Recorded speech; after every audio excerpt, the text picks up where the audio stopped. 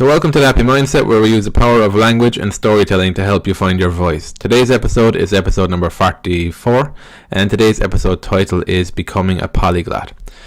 So today I'm joined by Lindsay Shorten. Lindsay is from Cork, Ireland originally, and she's been studying languages intensively for the past 12 years. In this time she's learned to speak 20 languages. She has a great interest in grammar, culture, people and travel, which she believes is the key to staying motivated when learning a language. Her methodology for learning centers around speaking as much as she can, whenever she can. She believes language learning is the best hobby in the world, as it doesn't matter what you might be doing, be it watching a movie, listening to music, having coffee with a friend. Each of these activities can be done in another language, and hence you're studying while being productive at the same time. She believes that no other skill can be developed while doing such fun yet everyday tasks. So today I have Lindsay on the podcast to talk about how she thinks about language learning. She's going to expand a little bit more on her general methodology to language learning, and we're going to look at things like confidence and how do you go about speaking a language from day one, which is one of the things she believes in. So if you enjoyed today's episode, I'd appreciate if you can leave a rating and a review, and if you want to head on over to Facebook, you can join the Happy Mindset Facebook group there. So I hope you enjoyed today's episode. Thanks for joining us today, Lindsay. Thank you for having me. More than welcome. So today we have you on the podcast to talk about language learning. So you speak 19 different languages, you're a polyglot, and I just want to pick your brains on how you think about languages. So to begin with, how do you think about languages to begin with? For me, languages are a way of life. They're a lifestyle. I think the variety, when you learn a language, you learn about people, you learn about culture, food, and of course the grammar and the words. And I think it's just a way of life, and to include that variety in your life so that you kind of completely immerse yourself, whether you're living abroad or you're living in the country of where that language is spoken. So it's just kind of fully immersing yourself in the culture of the language. Did you always think like that when it came to languages? Like, did you always know there was more to it than just words, or was that something you learned as you went along learning languages? Yeah, definitely not. So I think like everybody starts learning a language in school with a really bad textbook, and you start learning, the 20 colors, the 20 animals, like everybody else does. And, at the start you do look at it as something that's on the page, but then as you realize, you look things up on YouTube or on a website or on, you talk to people, and you realize that language is so much more than on the page. And so once I realized that, I got curious, and especially because I didn't travel much when I was younger, I always had this curiosity. And I think that's what kind of helped me to see the bigger picture and to learn a lot of languages over the following years, So how important is the curiosity to language learning? Yeah, I think it's everything, because I think everything that's in our own culture. So, for example, TV shows or like landscape, our own country in Ireland and the people and everything, you can apply that curiosity or that knowledge to any other country. So, for example, if you're learning Spanish, you can get curiosity of how people eat, how people live their life. What when we watch Coronation Street on Wednesday nights, what do Spanish people watch?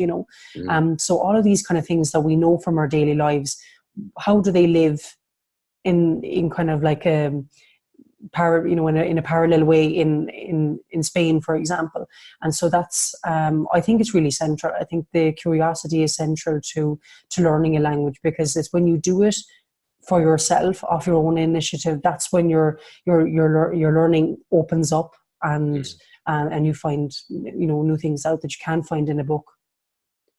So how many languages did you self-learn then? So you've done 19. Yeah, good question. I would say about half of them I've self-learned in the last couple of years. So when I was in school and university, and when I did a bit of travel, I always did organised learning. And I think organised learning in terms of doing a course or doing it for an exam is quite helpful, because you've other people around you who are all working towards a goal of passing an exam or whatever. So that's helpful. But then once that ended and I started working, I found that, I'm living in Dublin. In Dublin, there's not a big variety of language courses that you can't do, especially once you've learned the usual ones, French, Spanish, Italian. After that, there's no niche ones like Hebrew or Farsi, these things. So I realized, okay, I'm going to have to learn these by myself if I want to learn them at all. So a couple of years ago, I was going for a work trip to Amsterdam, and I think that's when it really started. I started going full on study with Dutch every single day. I used to do online Skype lessons. I bought a few books. I did audio courses. And then from then, that's when my self-learning started. And my learning got a lot quicker when I started learning myself, because I wasn't dependent on classes and doing homework that I felt didn't help me. I was just doing what I felt was interesting. Mm-hmm. And since then, my language philosophy has been all about that, doing things that you're interested in, that you're curious about, to learn the language, rather than a teacher's curriculum that they have to teach because that's what they get paid to do, or yes. Like when you started self-learning, did you notice a change in the questions you're asking yourself? Yeah, so I think there's a big difference between self-learning and learning in organized learning, because gone are the times when you have to do things for other people. So self-learning is 100% for yourself. And if you don't like something, if you don't like a book you're reading, or a podcast, or anything, like any audio material, a TV show or whatever, if you don't like it, you don't listen to it and you move on to something else. So there was freedom, there's a lot of freedom with self-learning. And I found that very motivating, and it was just freedom in language learning. Whereas when it's organized, it's like 50% I'm doing this for the teacher, or I'm doing this for the exam, and it's a bit more time. And you have to learn things that you might never use, and so it slows you down as well. So like, when it comes to anything, like it's your why behind doing something that's really powerful. Did you find when you switched to self-learning that you got closer to your why for learning, or was there any difference? Yeah, definitely. Like when I started learning languages seriously, I'd say I was about 14. And when I started learning seriously, it was the day that I clicked that I wasn't learning for the teacher and I was learning for myself. That's when my learning accelerated. And I think now it's the why. It's for me, it's for my interest, it's my hobby, is what helps me to do the learning. And when that you're not doing it for yourself, I think that's very, very important. You're not doing it for someone else. And that helps motivate you, when you actually like to do the content. You're not dreading watching this thing in Hebrew or reading this book in Danish. You're not dreading it, you're really loving it. Sometimes we need a push, like everybody needs a push every so often. So sometimes I do learn languages for external reasons, such as work or for travel, if I booked a holiday. But I only view it as a positive push. I don't ever feel the pressure of, I have to get 60% in this exam to pass, So I'm glad those days are gone. And I think for people who have to learn languages in an organized way, if they can find internally reasons to learn it, so like they like the language, they like the culture, they like a particular show or audio material or book, if you can reverse it that way, I think your learning can accelerate, and not to focus on the fact that you have to get a certain percentage in an exam or have to do it for the teacher or whatever. So is it fair to say then that you work backwards in terms of that you find resources and material that you like so that you do it more? Is that how you approach resources? Or? Yeah, that's a good way of putting it. So I've learned 2 languages that I can think of that I've actually quit. That was Swahili and Welsh. And I found with both languages that I either didn't find interesting resources, or I didn't find enough resources. That happens sometimes with like more niche languages. And so if I don't find interesting resources, I mean, it's very hard to learn a language. And when I learn a new language, I make sure that I have enough interesting resources. Most of the time, I do make sure of that, so that my learning continues. Because if the learning is boring, you might learn it, you might be able to force yourself, but you won't enjoy it. And what's the point? I'm not going to use Swahili at work or at home. So what's the point otherwise? You'll just learn it and you'll forget it again. That's another side of language learning. You have to learn the way that you can maintain it, that there's enough resources to keep you going, or a friend who speaks the language or something. Mm. How do you find that, like, a balance between retaining the language? How do you retain the language? What's the best way to, if your goal is to speak the language, what's the best way to actually learn step by step and retain the information rather than taking in a lot of information and realizing you've actually retained nothing. I think that happens a lot in the school system, where you spend 6 years soaking in a lot of information, but you come out the other side and you realize, I can't actually speak French. Yeah. How do you find the balance there? Yeah, it's crazy the way in schools that you can learn Irish, for example, for 14 years and not be able to, and have to do foundation level for the Leaving Cert and not being able to speak anything. You know, some people you see like on Instagram, they say like, oh, the way that I achieve my fluent French is by reading the newspaper in French. And it's like, no, you know, that's not how it works. If you want to speak a language, you have to practice speaking it. There's no point having this fear of, you know, oh, I'll wait until 3-6 months down the line and then I'll start speaking. You speak from day one if your goal is to speak. If you want to be able to write, then start writing. But that's very important in my philosophy, that when I learn a new language, I'll book a lesson for maybe my third day in, where I can finally say like, hello, how are you, goodbye. And then I'll think of what I want to say in English, like, you know, oh, are you a teacher online, or, you know, in your country as well, or, you know, do you have a big family? Like all these basic questions I want to ask a person. And I just go by that, just keep on trying. I might know the word for but not family, for example. And so I'll just keep on asking. And of course, it's important not to be afraid to make mistakes as well, because making mistakes is all about making mistakes, you know, and correcting yourself. And you will make silly mistakes, you know, and they'll sound funny, but that's all part of language learning. You have to be humble, and usually perfectionists are not very good language learners. You have to be willing to make a mistake. And then maintaining is a big problem, even that I have now. After 19 languages, it's very hard to maintain languages. So there's a few of them, there's maybe 5 or 6 that I can maintain naturally, because I know people who speak the language, my friends who speak it. I might be messaging someone who speaks the language. So that's helpful. But then for the other languages, you know, how do you maintain 10 languages, for example, you know, every month or every week? It's very hard, and you do end up forgetting some languages. And I have, but the important thing is, the important thing I think is that you leave a language with a solid foundation. So really solid foundation, like you put a lot of effort into it, you put a lot of work, and you've left the language at a state where you can speak it quite well. So then you can always come back to it. You know yourself for any language you've spent a lot of time learning, French or Spanish. If you leave it in a good state, you can always come back to it. If you leave it in a bad state, you will forget most of it and have to start from zero again. So I think that's quite important in terms of maintenance.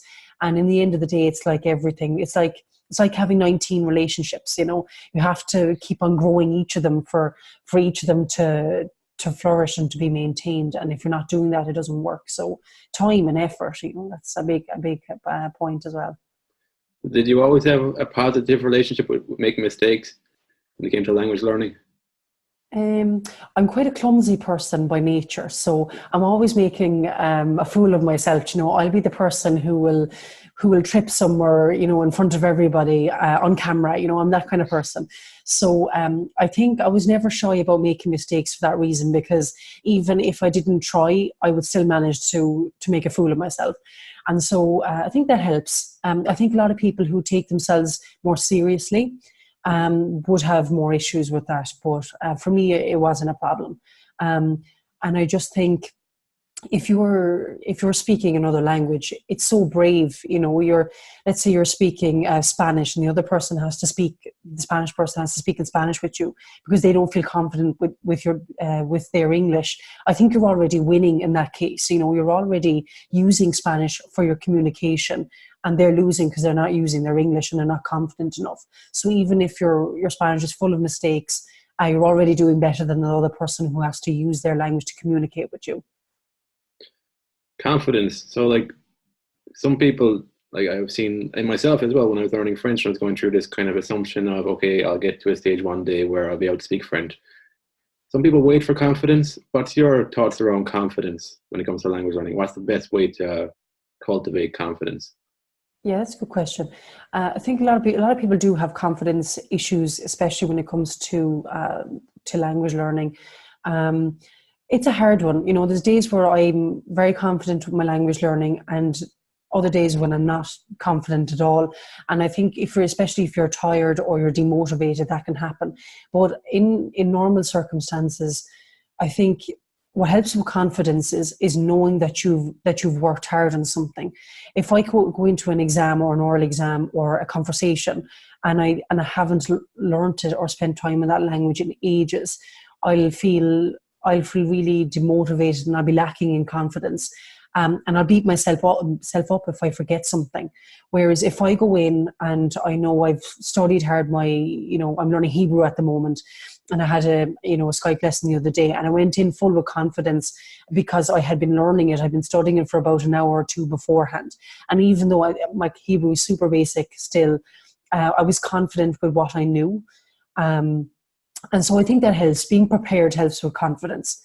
That helps. And also I think if you view language as a means of communication rather than a daily oral exam, I think that helps hugely as well, because you're only wanting to communicate a message. It's not, you're not being graded every time you speak either. So that's good. Yeah, for me too, like it was the shift from mindset from subject to communication tool. So when I started making French friends and when I started actually immersing myself more in the material like newspapers or just like being in France, it shifted it for me from like subject to communication tool. Because with the subject I felt very tense and uptight about things because it was always about like getting a good grade, and I carried that forward like in the way I thought about languages in general. But when it was more the communication tool, I found it was just less of a measure of my intellect and how intelligent I was, and more about like, okay, how do I actually communicate with this person? And that takes a weight off your mind, and I think it leads to better conversations too. That's yeah, definitely. Even for languages that are spoken more often, like English and Spanish, more popular languages to learn, people are always very self-conscious about when they try speak them, if it's not their native language. But I always say to them, like, you don't realize, as a native English speaker, we have heard absolutely every variety of English. We've heard every word spoken in every kind of way, with stress in weird places in the word. And so we're so used to hearing different varieties of English and bad English that do not be ashamed, when you say something that might be wrong or the grammar is wrong or the word is wrong. Don't be ashamed, because we're not laughing. We're just appreciative that we can communicate in English with you and not have to speak Portuguese or whatever your language is, So that's a big point as well. Yeah, what's your thoughts around accent? Because when I was studying French for the first time, I never really thought too much about the differences in accent within France. So I always had this idea of like, okay, there's one French accent I need to strive for. But when I started thinking in terms of, okay, there's actually multiple different accents within there, so there's no right answer, that shifted for me, because then it was more like about, once I'm communicating, once I'm understood, that's the main thing. If I retain a little bit of my Irish accent, it's actually, I can view it as a good thing because I stand out and I'm a bit unique for French people. So how do you think about accent, and how do you help people with their accent and pronunciation?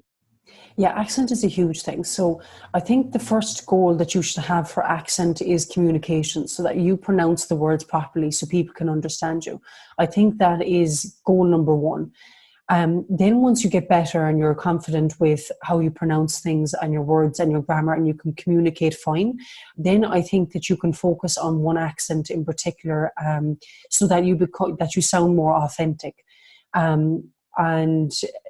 Some people, for example, if they're learning English, they'll say like, oh, I learned American English in school and now I'm living here in Ireland, and everybody pronounces things differently. I think you can choose a language an accent that's most prominent in your life, or the one that you prefer. If you prefer the American accent, stick with it. And so I think you can do that once you're past the communication level. And then people say, oh, what's the point in having an authentic accent if I'm never going to sound like a French person, or whatever. I think it's quite important to have a decent accent, because one, it helps with your confidence if people don't work out that you're not from abroad. So, when I go to Spain, sometimes people don't know straight away that I'm not Spanish. Well, at least before, when my Spanish was at a higher level, they wouldn't be able to pick it out. And that helps me in terms of confidence, because I think that I can fit in quite well into this culture, not stand out like, as this kind of white Irish person abroad. It helps with confidence, and also it helps with just communication. It's not a nice feeling thinking that you have to go into every single conversation making the point that you're Irish, or making the point that that Spanish is not your native language. That's quite important. It's just quicker and easier and better for confidence if you do sound like a native or close to native. But definitely pronunciation, proper pronunciation of the words is goal one. So yeah. Cool. So it's like a two-step process. So communication, then accent would be more the higher level if you want to get there. Yeah, absolutely. So like with the 19 languages that you've studied, what are some of the languages you learned? Like, I'm presuming they're all different language families that they're from. Yeah, definitely all different language families. So from the Romance languages, we've Spanish, Italian, French, Portuguese. From Middle Eastern languages, that have Farsi, Turkish, Punjabi. What else have I done? Eastern European languages, Czech, Polish, Romanian as well. What else have we done? Yeah, as I said, I tried Welsh and Swahili before, but they didn't work out due to the resources problem. What else have I done?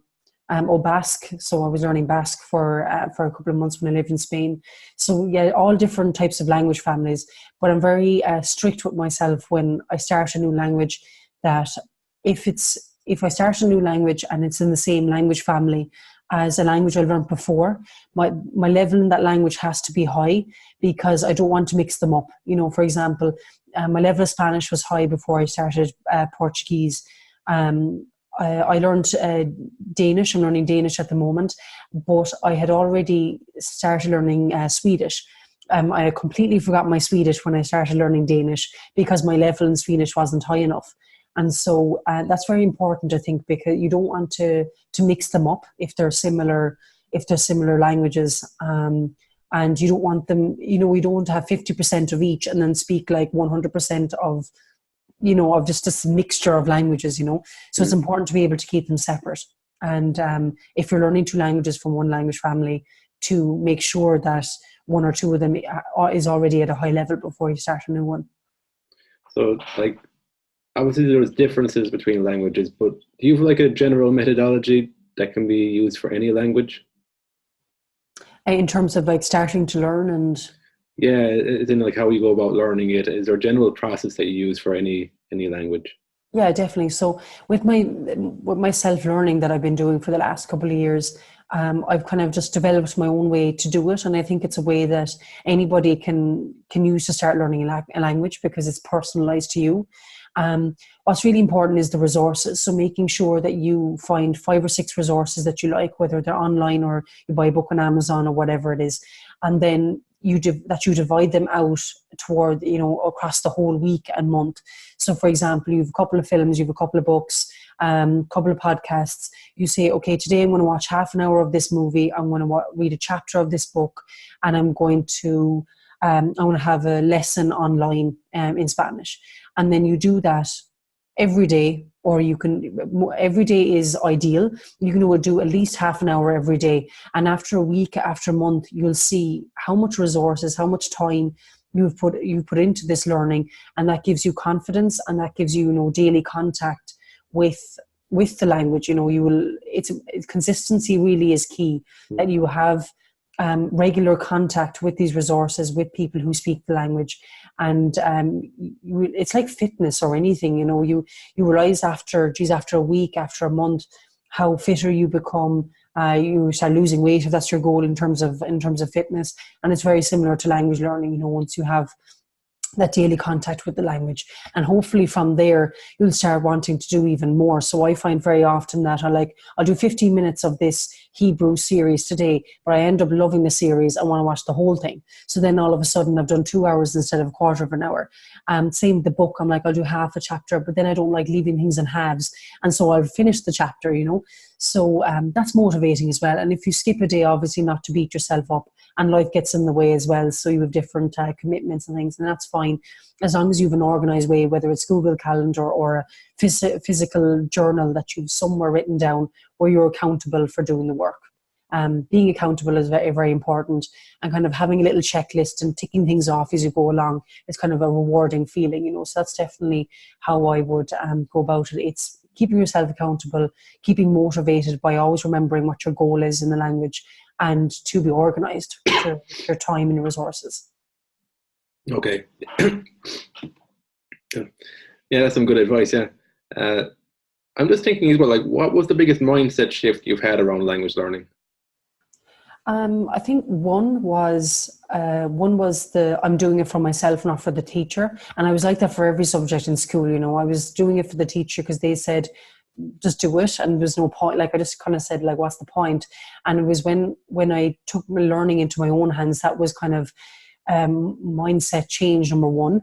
Another mindset change was sort of knowing that I could teach myself something, having the confidence and the willpower to be able to teach myself a language. That was huge because I thought for many years that I would have to do organized study, an organized course or something to stay motivated and stay on track.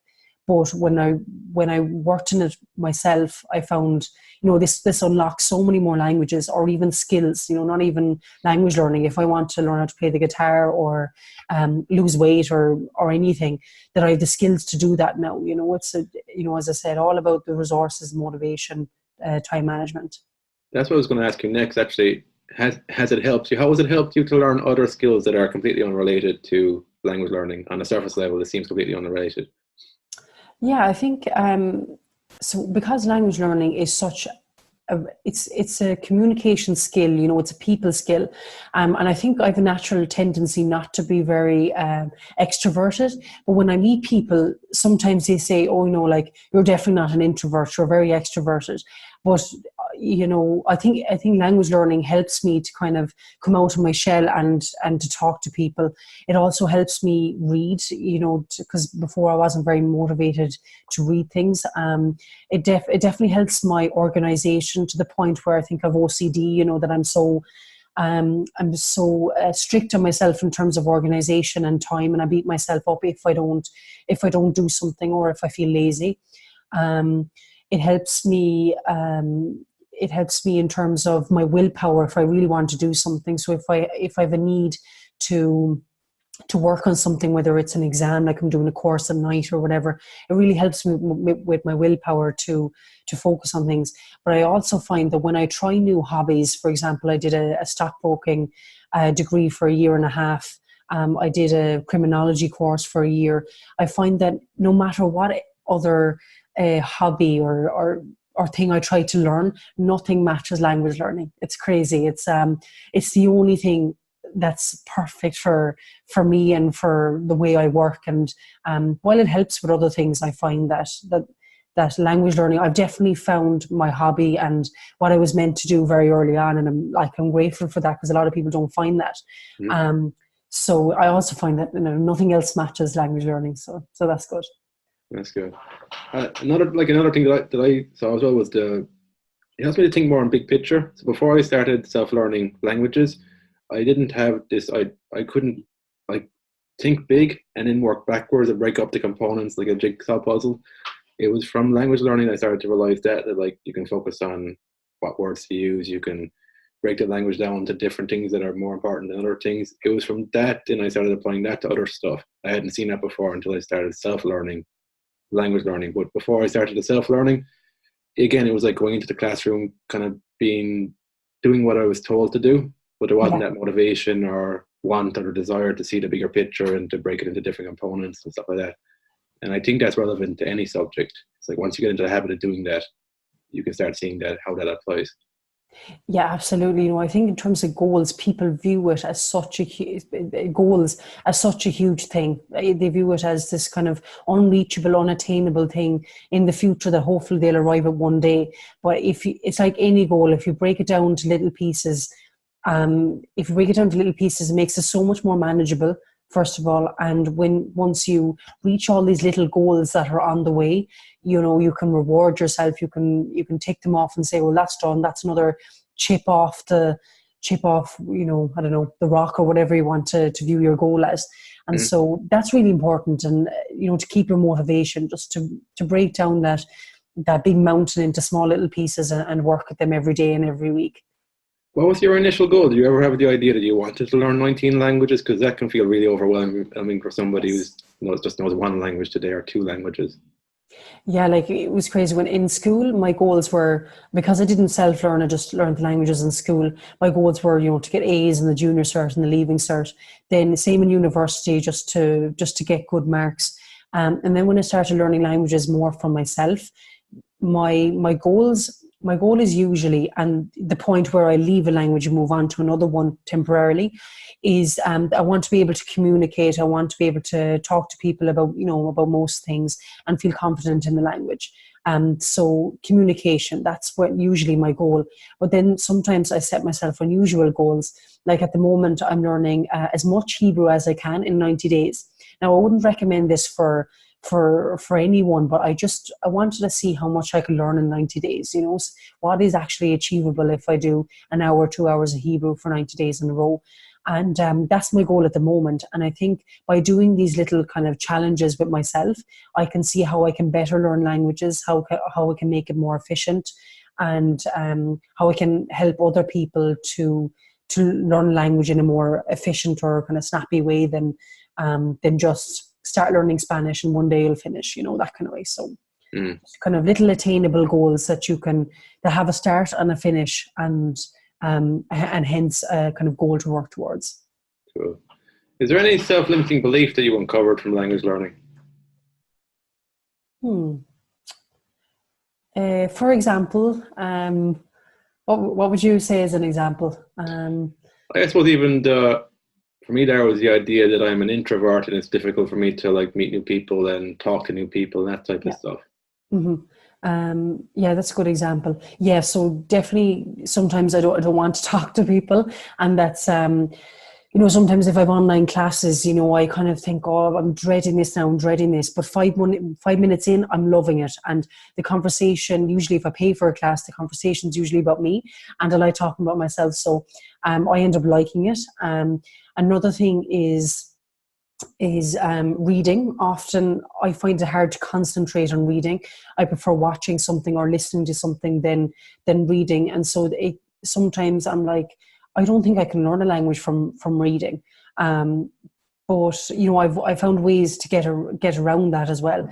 So that's another major one. And sometimes just kind of beating myself up about not studying, or like if my level has reduced, if it's gotten worse, then I beat myself up as well. And I think that's not really helpful. I just think sometimes I just use it into motivation to work harder. I had a Hebrew class this morning and I realized I completely forgot all the numbers that I learned, that I worked so hard on a couple of days ago. And so while in the class, I'm like, oh, I forgot them again. I wrote a note for myself just to say revise them again. So it's just kind of to be able to use that negativity towards something positive and productive that I can work on and be better at next time. Okay, so you become more aware of like how you talk to yourself and then channeling that negative energy towards something positive. Or something productive. Yeah. Cool. Is there any book that you'd recommend that like changed the way you thought about languages or anything like that? Yeah, not in particularly, but I think what's really motivating is, there's a big online polyglot community, people who learn a lot of languages and they give a lot of really good advice on how to learn them. I find that sometimes it's not, I wouldn't say I learn a lot from them sometimes, but sometimes I find it so motivating to see somebody else doing the same thing as me, and realizing that they might have learned a lot of languages as well, but they have the same struggles as I do. So maybe they're struggling with time one day, or they've forgotten all of a language they learned 10 years ago, or whatever it is.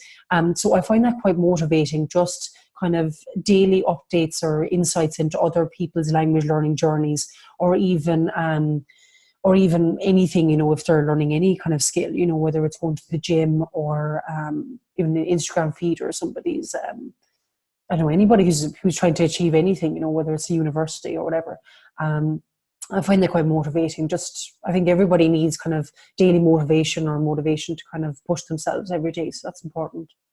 Yeah, that's good. It was the same thing for me actually. Until I started seeing the polyglots online, I didn't know it was possible to learn languages in a different way or learn multiple languages. So I'm a big believer that you can't be what you can't see. So that's why I have you on the podcast as well today. So you speak 19 languages, so it gives other people, I think once you allow yourself to think bigger and to realize this is possible and somebody else has done it, it gives you that motivation, desire to do it. I think.